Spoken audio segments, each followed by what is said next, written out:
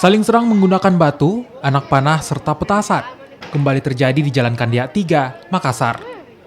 Untuk membubarkan aksi tawuran, aparat kepolisian melepaskan tembakan peringatan ke udara dan juga gas air mata. Selain menangkap 3 pelaku aksi tawuran, petugas juga mengamankan 1 orang diduga provokator yang terluka usai dikeroyok warga. Dari lokasi tawuran, petugas menemukan belasan anak panah, batu, serta petasan. Aksi tawuran 2 kelompok warga ini dipicu akibat permasalahan lama.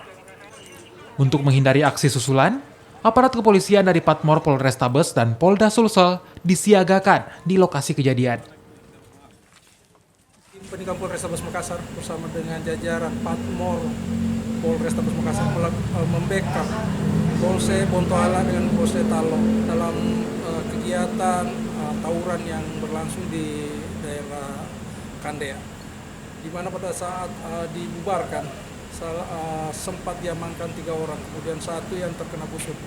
Yang terkena busur juga ini diduga sebagai pelaku atau provokator daripada perang kelompok tersebut. Dan situasi saat ini diduga seperti apa? Untuk situasi sekarang sudah dinyatakan kondusif terkait dengan sudah dibubarkan, kemudian masyarakat sudah beraktivitas kembali.